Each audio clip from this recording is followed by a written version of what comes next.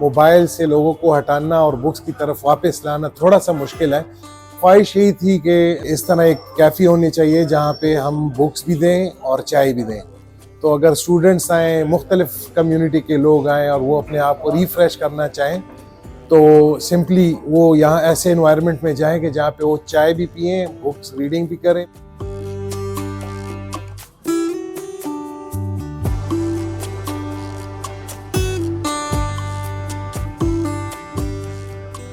मुख्तलिफ किस्म के बुक्स रखे हुए हैं। अगर कोई आ जाए इस्लामी बुक्स पढ़ना चाहे तो इस्लामी बुक्स भी हैं, अगर कोई नावल्स वगैरह पढ़ना चाहे वो भी है। डिफरेंट पर्सनालिटीज़ के बारे में मेरी फेवरेट जो बुक है तो पीर कामिल है, वो अवेलेबल है। मुख्तलिफ बुक्स अवेलेबल है, मुख्तलिफ टेस्ट हैं लोगों के, जो भी वो पढ़ना चाहें तो अवेलेबल है। पेशावर में या किसी जगह पर भी आपको चले जाएं, ऐसा माहौल आपको नहीं मिलेगा।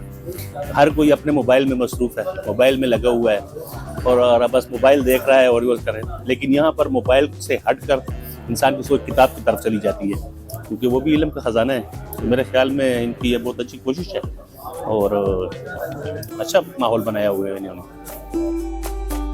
इससे पहले चाय खाने बहुत देखे हैं, चाय ढाबे बहुत देखे, लेकिन ये जो चाय ढाबा एक बेहतरीन हमारी जो अपना हिस्ट्री बताता है और जो इसमें बुक्स पढ़ी हैं, आप देख सकते हैं मुख्तलिफ बुक्स पढ़ी हुई हैं, इनको रीड करने में मज़ा आता है। और साथ चाय इन्होंने एक माहौल सा बनाया हुआ है, बेहतरीन माहौल इन्होंने बनाया हुआ है।